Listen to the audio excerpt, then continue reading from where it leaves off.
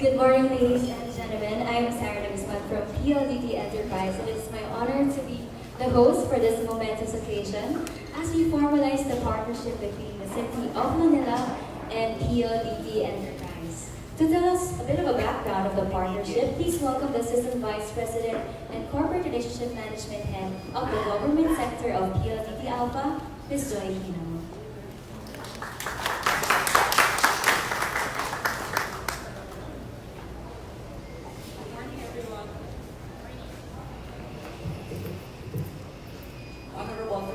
Isko Moreno, Vice Mayor City Admin Sir Felix Espiritu, Secretary to the Mayor Sir Bernardito Ang, Chairman and CEO PLDT Mr. Manuel Pangilinan, Chief Revenue Officer for PLDT and Smart Alpha Nilio, SVP and Head of PLDT and Smart Enterprise Judy Hernandez, First Vice President and Head of PLDT Alpha, Victoria, Mr. Yves Gonzalez from Google Philippines, Head of Government and Public Policy. Our esteemed host from the City Government of Manila, my dearest colleagues, guests from media, a blessed morning to all. Today marks a very important milestone in PLDT and Smart partnership with the City of Manila. And with Mayor Isko Moreno at the helm of the city's operations, we truly are excited to see how else we can support your government's initiatives. Connectivity has always been at the core of the PLDT group, and today we remain committed in further strengthening this as we roll out Google Station Smart Wi-Fi in high foot traffic areas around the city. Kasama po dun, sir, sa Google Wi-Fi, Manila City Hall, Hospital ng Maynila, Tondo Medical Center, Cat Andres Bonifacio Memorial Medical Center, Universidad de Manila, and the Museo Pambata. This is only, sir, the initial phase, and for the discussion, please we'll talk about that.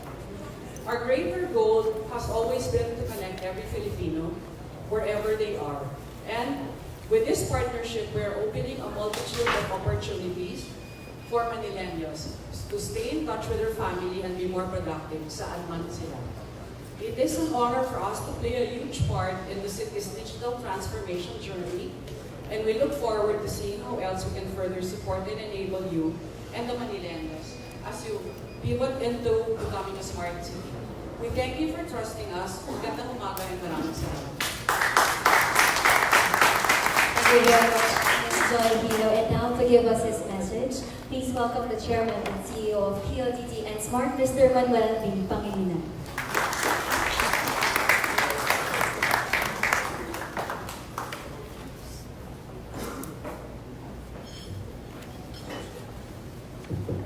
Thank you. Good morning first of all, to the Right Honorable Mayor here, Isko Moreno, to Vice Mayor Hani Lacuna, to staff and officers of the Manila City Hall, to my colleagues at PLDT, today is a momentous day for us. We mark a milestone event by signing a memorandum agreement with the City of Manila in respect of the provision and rollout of Wi-Fi, which I think George has described to the good mayor here. But I think more than that, we want to do a number of projects that the mayor has described to us this morning. I think when we met a few weeks ago at PLDT. So I just want to say that we are committed to supporting Mayor Moreno in these many efforts, not least of which is For example, he mentioned that was right up the alley of PLDT is the provisioning of CCTV cameras in all parts of the city of Manila, and for us to provision as well your operations center in City Hall and the second floor, which is falling into a state of disrepair. So there's something we can do in that regard. Our people would be more than willing to help out. You did say as well about your concern about, I think, juveniles fallen outside the ambit of the law. We have actually been an active supporter of juveniles in jail. We have been working with the other school, we believe with the sub. Brother Gus Bouvier has built the first rehab center for juveniles in jail in Bacolod. We supported that, and we supported the bigger one in Las Marinas, the South Las Marinas, which is important that their space is beside the school so that the kids can continue to educate. So again, there are other things we can do for you and for the city, more than willing to do that. We're committed to building connectivity, providing the technical solutions, the digital solutions. That's why David is here, asking to come over. So thank you so much. And one of the topics we talked about was whether we could find a space to relocate our headquarters in your good city.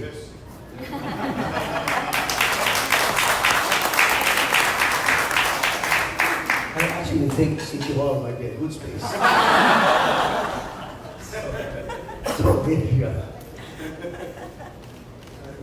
the last thing I'd like to say is about your fountain. Okay, we'll do it. I'll get Metro Pacific to do it for you. Thank you. Thank you so much.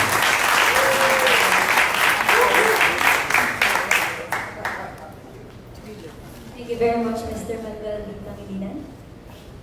So we don't have to do basic LGUs. We know it's going to cost us money. Another big hand for Mr. Manuel Pangilinan. And at this time, we'd like to hear from the Honorable Mayor of the City of Manila, Honorable Mayor Francisco Isko Moreno Dumagoso.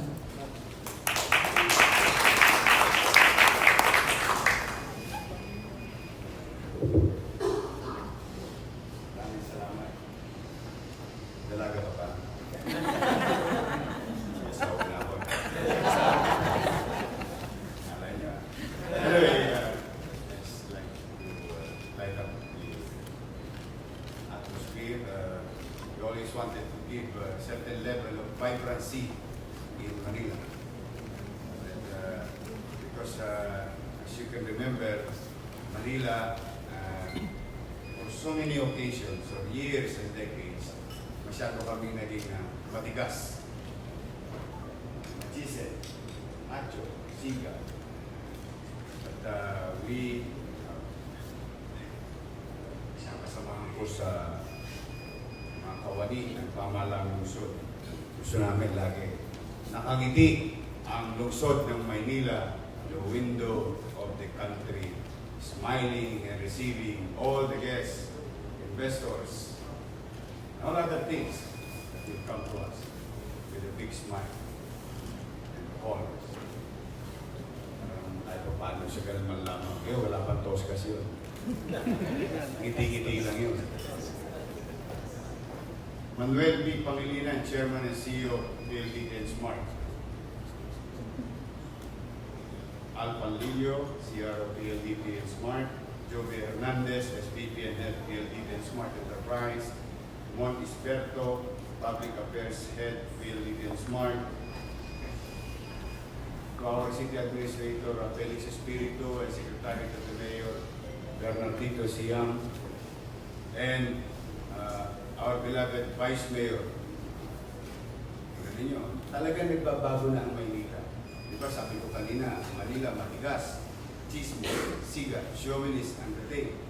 When we created the concept in Ascenso Manileño as a local party, that all like what, if I may borrow Abraham Lincoln's statement, all men are created equal. And it was proven now in Manila na nagbabago na rin ang mood. The first woman vice mayor of the city of Manila, Vice Mayor Ani.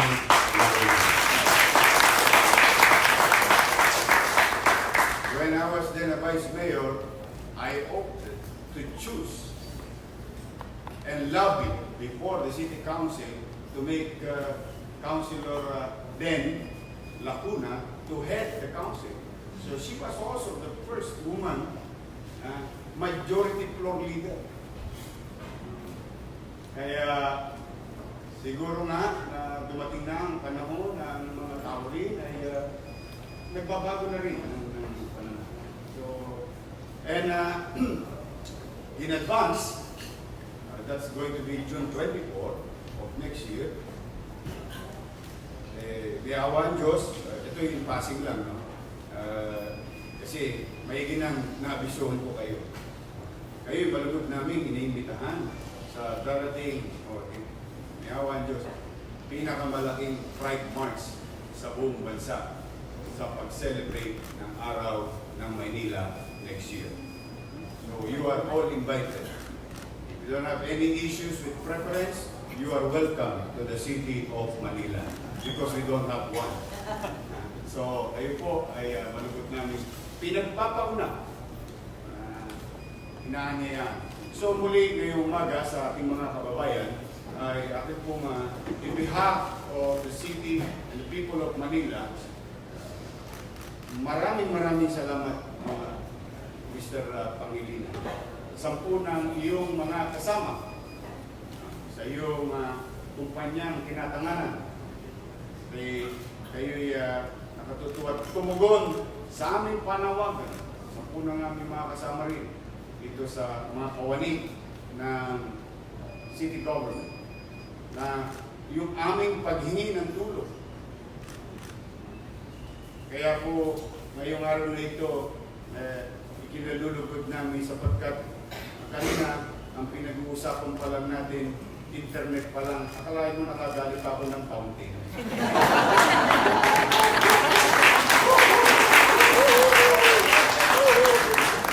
Lagot ka, Mr. Pangilinan. Tama yung sinabi mo. Marami ka ngayong imbitasyon na makukuha sa mga local government. Mr. Pangilinan has a story behind it. I would think that Manila is very special to Mr. Pangilinan because Mr. Pangilinan is Batang Maynila. You can ask him later on. I was told, I am not the authority to say it, but I know for a fact that he's from Manila. So, natutuwa kami na yung mga tao na namahay, lumaki, at naging bahagi nila, ang buhay nila, ay ang lungsod ng Maynila, at nawalay. At naglakihan sa katagumpayan ng kanilang mga kaniyang field of undertaking ay ngayon ay bumabalik upang tulungan ang komunidad na bahagi ng kanyang buhay. Sana marami pang Mr. Pangilinan sa top 500 ng Forbes magazine.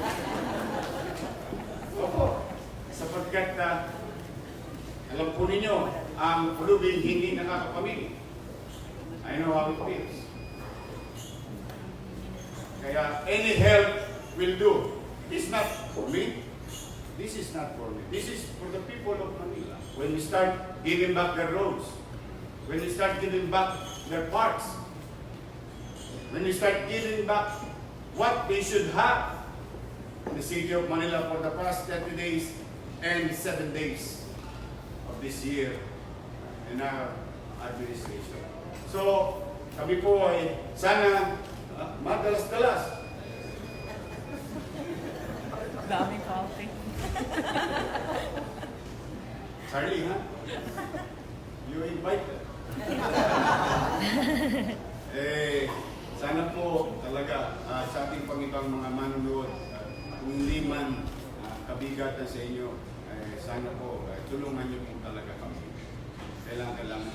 No, ang maganda lang ngayon, Mr. Pangilinan, kung meron kami may pagmamalaki sa inyo na bilang isang mga bahagi ng negosyo sa ating bansa. Ang ating pong Pangulo ng bansa, nagsaad ng polisiya. Sabi, dapat yung mga business permit na yan. Ang panawagan ng Pangulo, that to apply the ease of doing business in all 1,600 plus local government units in the country. Awan ng Diyos, kay Atty. Paul, ang head ng licensing division of the City of Manila, and Director Levy Pacundo, came up with an idea. And we launched it, witnessed by Secretary Lopez, that if the President, for that matter, is asking at the very least 3 days, kailangan may permit na. Ang Maynila po, dati-rati last month, no, 2 months ago, dati 11 steps in 8 windows, ang Manila po 3 steps in 1 window. Dati-rati, kapag nag-apply ka ng business permit, ang Manila 5 to 10 days. Minsan hindi ko makuha. Nag-operate ka lang, ang sabi ko nila, to follow. Now, Manila, we challenge each and every investors or businesses and entrepreneurs. Go back to Manila and test our capacity to the maximum. That in Manila today, when you find your business permit as new business, you will have it in 1 day.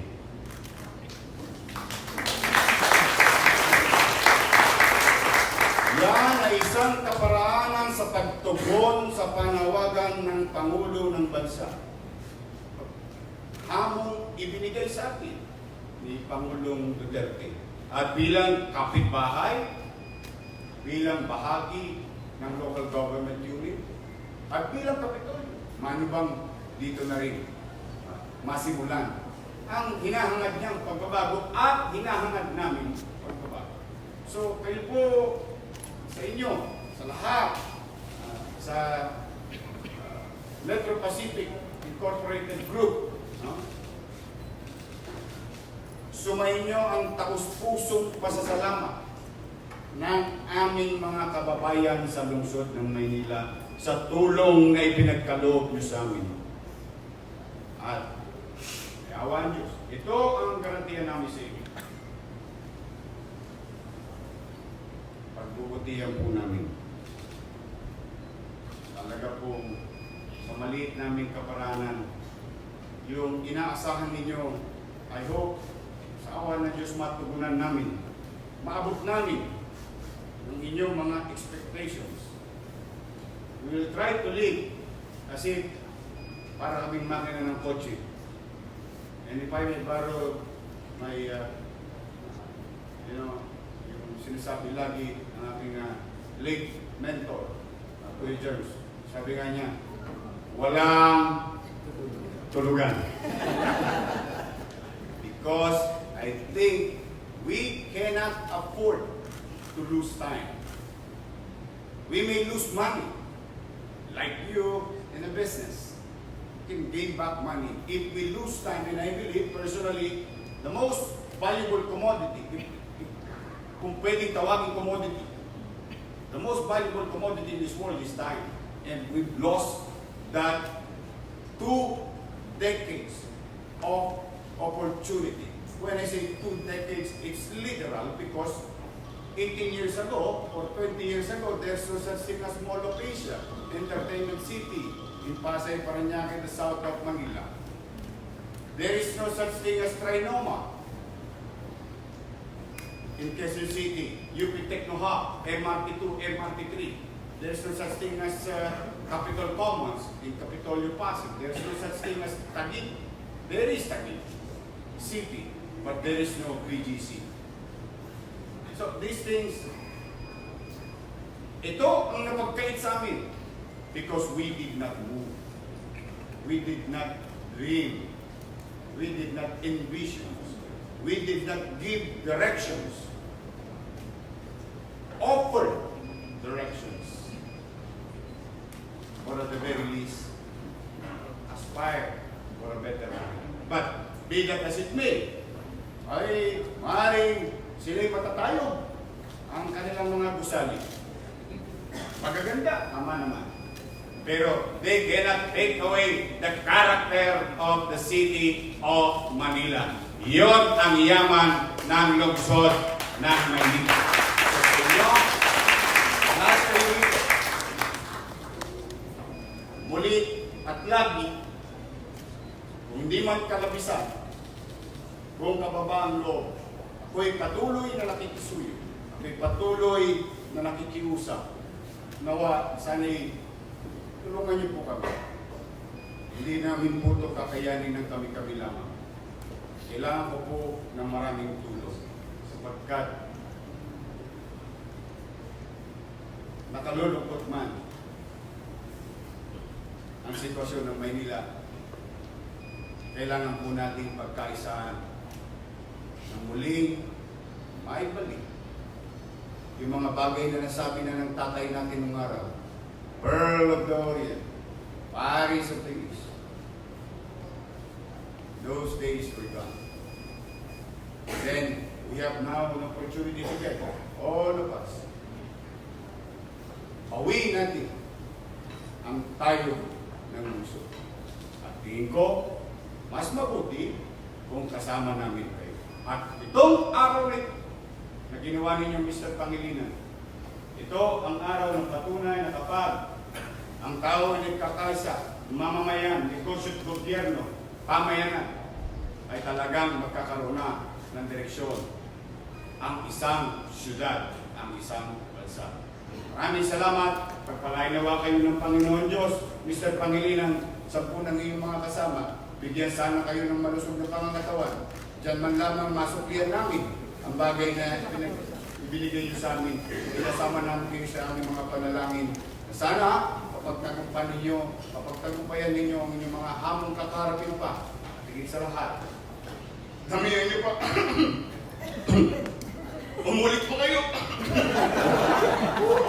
Magandang araw po at palain nawa kayo ng Panginoon. Manila! God first!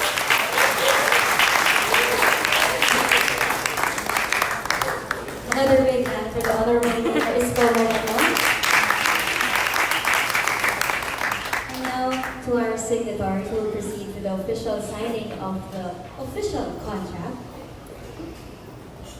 PLDT Enterprise in the City of Manila. Please affix your signature over your printed name.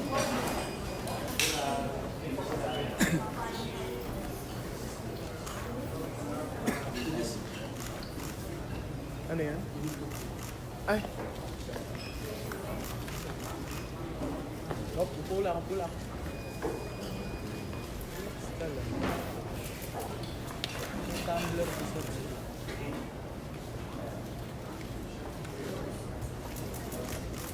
cellphone mo.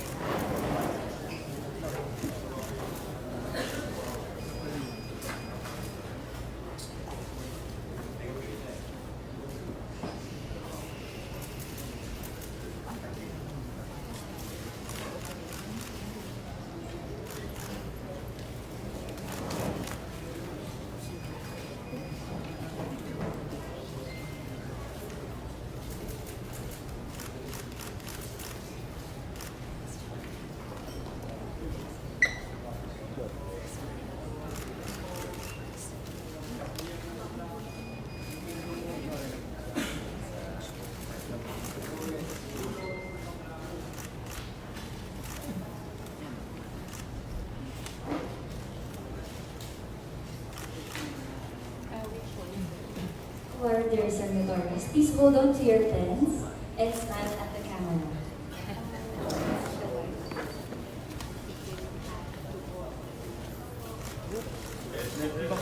Mama pula.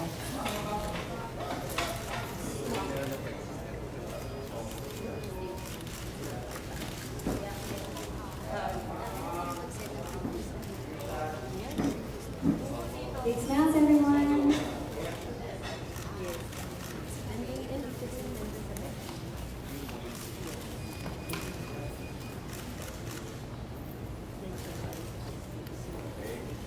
point, we'd like to ask our signatory to please rise. Proceed in front of the table for the handshake seal.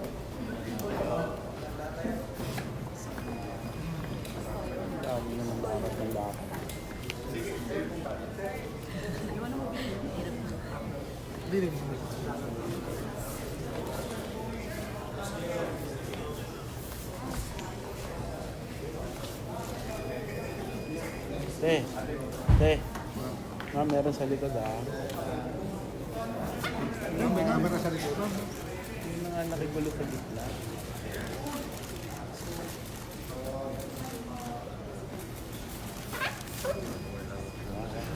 Yun, no? Malo.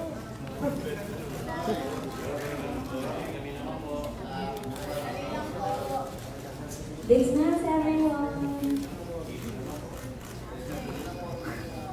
At this point, we'd like to call on Iman, our Senior Vice President and Head of PLDT and Smart Enterprise, Mr. Joey Hernandez, as well as the Head of Government Affairs and Public Policy of Google Philippines, Mr. Isko Gonzalez, to join the group photo.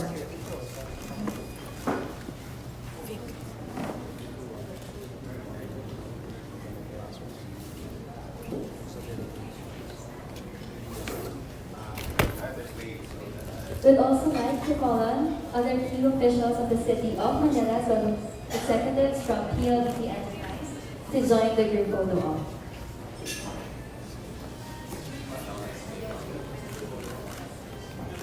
All the department heads of City of Manila, please do join the photo op, as well as the executives of PLDT Enterprise. Thank you. Ano mo na doon? Jed.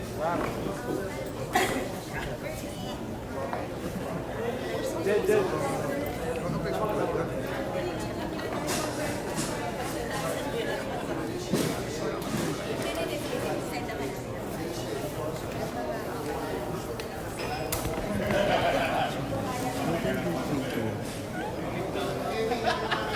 Teka, ask ko sila.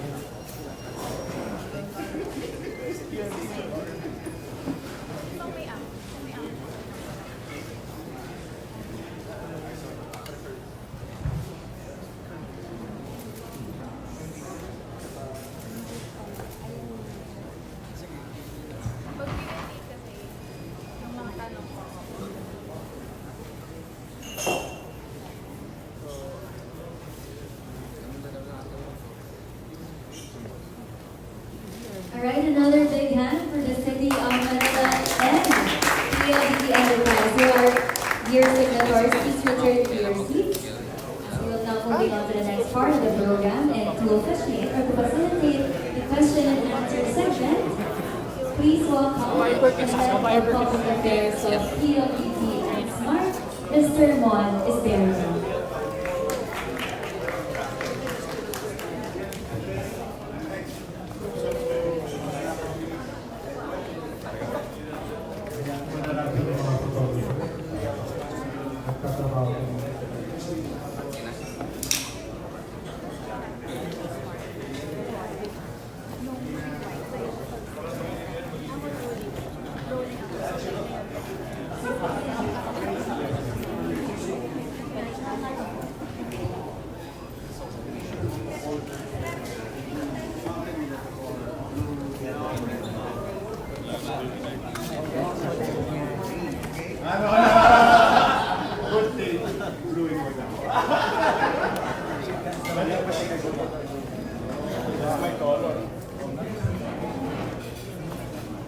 After that, press con tayo. Press con. Alright. Thank you very much. Press con tayo. Press con out tayo.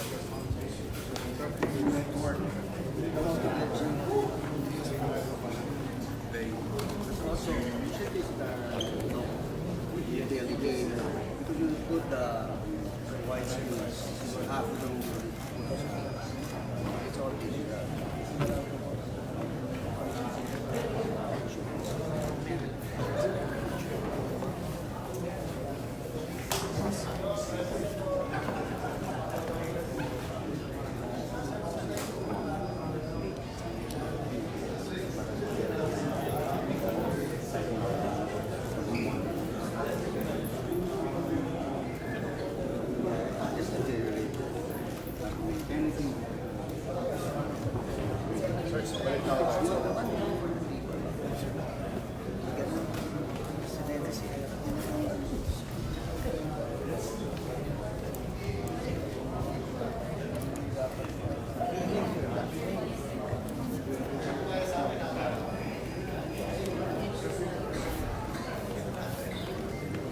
Okay, thank you very much, Mayor. At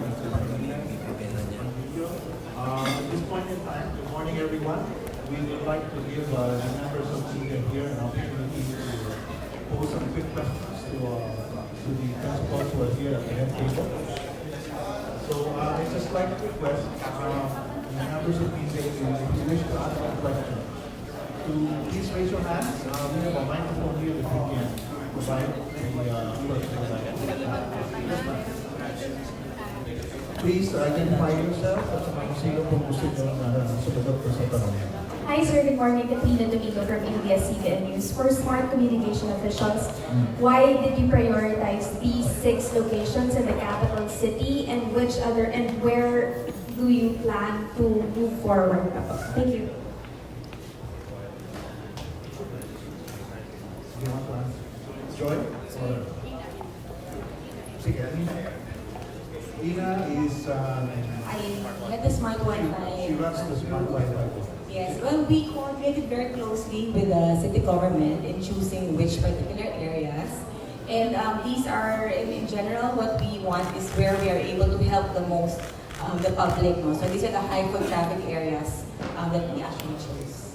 So initially, it's just the 6 sites, but we intend to roll out a few more in close coordination again with the local government. Saka pag may emergency, pwede na tumawag kung may mahasabay. Yes. Because there's a available bandwidth there. Pwede na siya mag-Viber o Messenger using the Wi-Fi. Correct. Mayor, nagbabiker ka ba, Mayor? O May video nga like. Sabi nga sa akin, naawa sa akin, si Mayor ba, mabilis yun nila kasi pinagdalang din naka-smartphone. Totoo yan!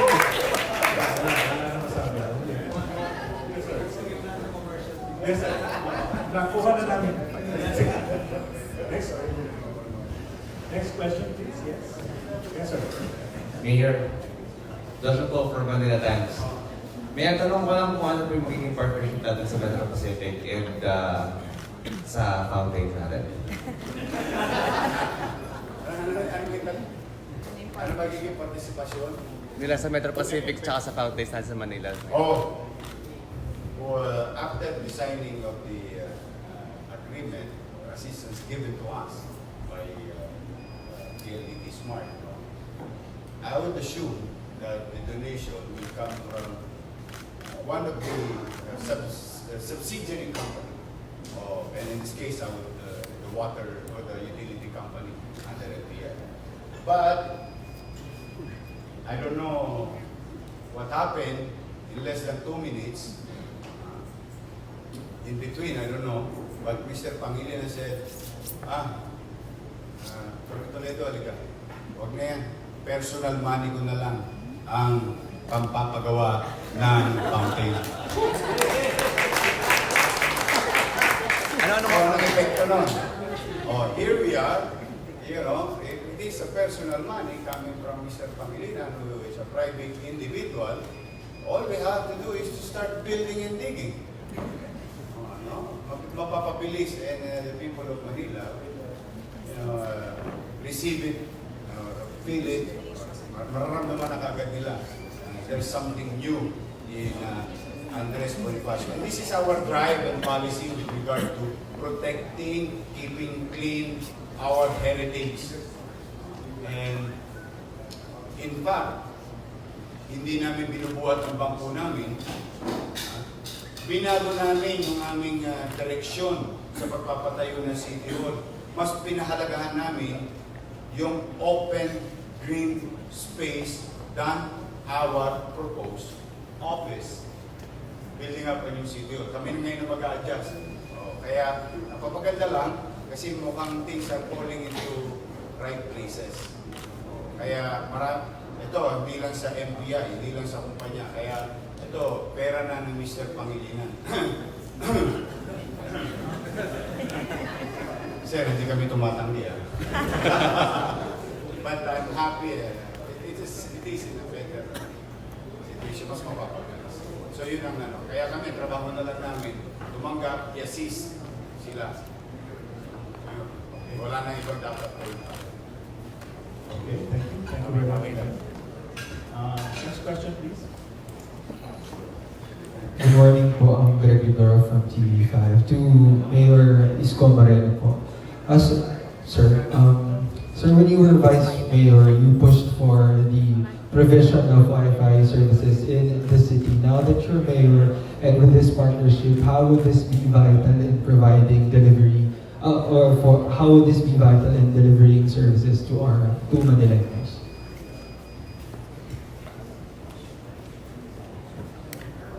Thank you. Yes, it's true. It's one of my greatest dream that, coping up with highly urbanized cities also from the other countries. In Korea alone, I've been receiving in my meter, bandwidth meter, about 27 Mbps in the streets of Korea. At the time, that was like 4 or 5 years ago. And I think they can do this. This is not a rocket science technology. So why not build it in Manila? And when I was given an opportunity, that small opportunity, we did that already. This concept of what's going to happen next in the city of Manila, may proof of concept na yan. In fact, after putting a Wi-Fi community in the likes of U-Belt in the south and U-Belt in the east, kasi we have two U-Belt, the south of Manila, west-south, and eastern part of the city towards Quezon City, the Binjola right group. Doon namin nilagay yun. At ang naging epekto noon, yung naging epekto, if you adapt technology in governance, sumunod na, nakapagtayo kami ng cameras and CCTVs. Sumunod nun sana, yung emergency assistance program that government will run 24 hours a day with regard to certain services that can be made available 24 hours a day, and particularly the peace and order situation and healthcare assistance program. Yun na sana yun, tatagos na yun eh. Pagkayari nun, ito na, business na. Integration of any form of technology to give ease with regard to, for example, payment of taxes, transaction in governments, regulatory peace, and so on and so forth. So, yung backbone is the communication. Having that in place, intact, stable, long-term, wala na yan. Susunod na yan, magpipishball ka na lang. Doktong ka lang ng doktong. And unlike in the old days, using copper, that's a limited capacity. But fiber, which are now being utilized also in other countries, they are ahead of us by 20 years. And now, good that PLDT and SMART has these facilities. If can we or participate, private sector, government, I think the future of Manila will be unlimited with the help of this and technology. So, yun ang greatest dream. Na even to the point while you're talking to you, you're just typing and you can pay your taxes in your fingertips. But I don't like 54,000 people will go here by January, and we're going to deal with 100 square meter at 54,000 at 8 hours a day, at 5 days a week, and you do your math in time and motion. I'm not a businessman, but they use it in business. Yung time and motion. Sige, kaya hindi magtataka na kung bakit 2 buwan na hindi pa tapos si Pedro, kakapagbabayad na lang na buwis. And it's gonna cost us money. Why? There will be 54,000 at the very least, about 10%. That's 5,000 cars will pass through this corner of the city will add pollution and so on and so forth, traffic and so on and so forth. So I don't like them. It's not I don't like them. I don't like them or naabala sila. Bakit? May teknolohiya. Ba't hindi adapt? Kasi, you know, mas masarap yata tira ballpen. Ang tawag namin doon sa kali, bola de cubeta. Doon kasi nagkakadisgrasyaan. But with technology being adopted in governance, you limit the possibility of discretion. And in discretion, if I remember my Professor Howitz told me that you can never solve corruption, and we were shocked. But sabi niya, may katutong niya, sabi niya, but if you adopt technology and you limit discretion, naturally, corruption will die. So, solving corruption without lifting a finger by adapting to technologies. So, yan ang dream, goal, or direction ng City of Manila. May awa Diyos sa isa na. Anyway, all we have to do is dream. So, isa. But, you know, yun yan, nabanggit ko na kanina, BOSS was implemented, business one-stop shop. And ARTA law are being implemented, followed in the city government of Manila. Ease of doing business being implemented in the city of Manila. So, magkaano na yan? Naturally. May awa ang Diyos. So, malaking bagay. Napakalaki. To cut the long story short, malaking bagay kapag ito ay in place na sa Maynila. Unlimited na yung possibilities. Thank you again, Mayor. Questions, please? Are there more questions? Good morning, Zian Ambrosio from ABS-CBN. Mayor, aside dun sa 6 na lugar na nabanggit ninyo, ano po yung next target ninyo na mga lugar? Meron pa po ba?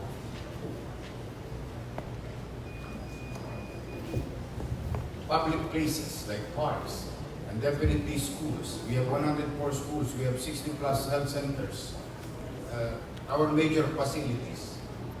So there's a reason behind it. There's foot traffic. And especially itong sa podli natin.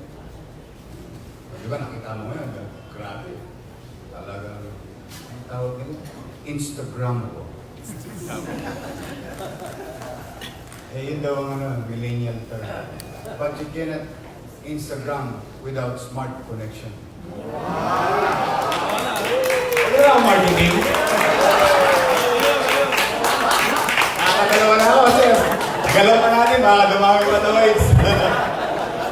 Yes, we will prioritize. As you can see, there are hospitals, healthcare, educational institution, and public parks. Because we have 47, we've dealt with already in less than 2 months, 2 parks already, and 2 heritage sites.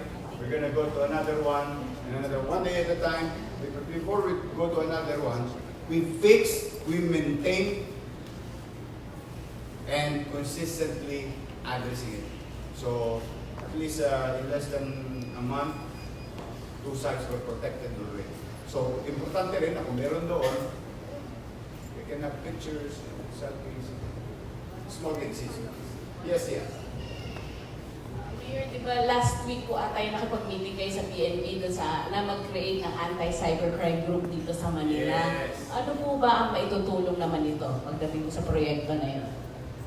Well,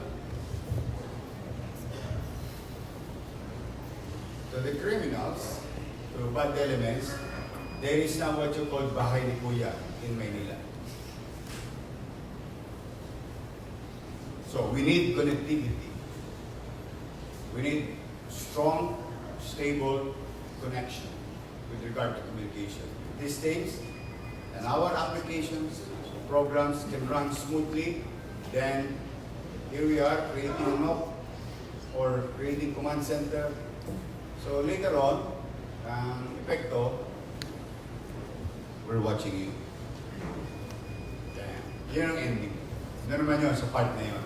And terms of peace and order. So I would rather shoo them away, although we'll go after you if you do it in Manila. But as much as possible, we don't want to engage in circumstances or may arise along the way, na ayoko, medyo pangit ang resulta. Pero ito'y kung may babala, may mga pamamaraan, pagpapaalala, o pagtataboy, that would be better for the city of Manila. Thank you. Thank you, Mayor. At saka, Mayor, okay po sa Any more questions? Okay.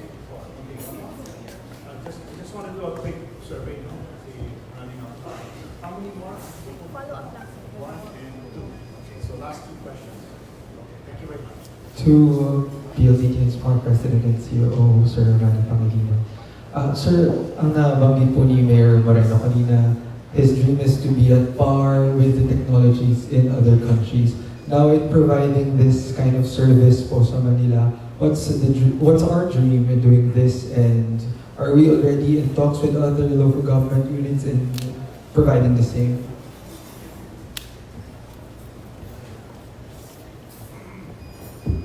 Thank you for your question. The answer is yes. We're mainly in the business of providing the digital infrastructure to our people and to the government, whether it's national government or the local governments. And one of the major elements of this infrastructure build that PLDT has been engaged with is the promotion of smart cities. I think to the point, to the question earlier raised, is that we actually would like to sit down with Mayor Moreno about how we can digitalize the processes here in City Hall. I'm fairly certain, given the space, that we are very paper-oriented. And because part of the issue relates to cybersecurity, because if you digitalize, then you're able to protect your records. It's not so much because you want to digitalize for the sake of digitalizing, it's because you want to protect the citizens' records, because anybody, these are paper documents, pag nasunog ito, hari na makuha. Hindi naman mangyari, pero pag nasunog, o may nangyari sa papeles, mawawala yun. So, if you digitalize and then protects the citizens' records, your tax records, everything else that relates to revenue, on the revenue side, and to the identity of your citizens. I think that's very important to any city administration. So we'd like to do that and build the relevant infrastructure connectivity that the government, the city of Manila needs, and of course the people of Manila need. I think Mr. Panlilio wants to add a few words. Hi, good morning. No, just wanted to add to the points of MVP. I think it is a template for other LGUs, and I think writing down some notes that the mayor was saying, access, emergency services, ease of doing business. I think there are ways that we can improve that. On top of that, if you do have a smart city to the definition of MVP, and you do need infrastructure to do that, you can also monitor security through CCTV, traffic management. A lot of this is already capable, is already available. No? You can even look into smart street lighting. You can monitor those things also, so that hindi rin kayo nagsasayo. Gali akong naral before, hindi kayo kasi nga ng kuryente, kung may araw na, pwede siyang patayin. No? And you can also monitor these things. I think technology, analytics can work for the city, for mayor. And again, I was telling the team, this is really a template for other LGUs to follow and really give solutions, not only for us to offer solutions, but really for your citizens in Manila and citizens across other LGUs. At the end of the day, I think we want to serve your I guess, constituents better. Kami naman po, kung smart city nga, branded na smart na nga. So we can help you do that. Yung commercial niyo po, boss, gagawin na namin. Dalawa lang namin ninyo. Thank you. Okay, thank you, Mr. Panlilio. One more question. Follow up lang. Yes, please. Sir, for smart,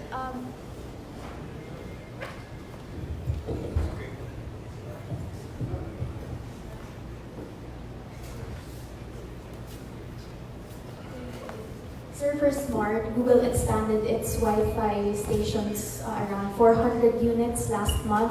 By how many more do you intend to add in the following months, and what's the timeline? In Manila and in other parts of the Philippines. I think Ina will have to answer that. Okay, thank you for the question. Currently, Google Station is in over 400 sites already, 400 hotspots, and our plan is to almost double it to about 800 by Q3. So, but it's nationwide, so that covers other areas. In Manila? In Manila, I don't have the actual figures. I can get back to you the specifics. But we already have a lot of sites in Manila, so I will just get back to you on the details. Okay, including the port area is covered. Thank you. Okay, last chance for any more questions. Okay, in that case, thank you very much. Let's please give a hand to our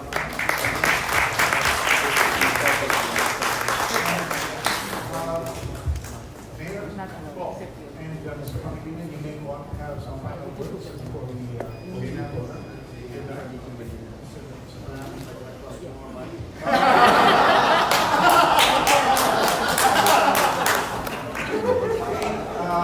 In that case, boss, then we close the program. Thank you very much. Maraming salamat. And that officially concludes our program. Thank you all for joining us in this momentous occasion. Our snacks is now served. Our buffet station is now open. Please have yourself. Thank you.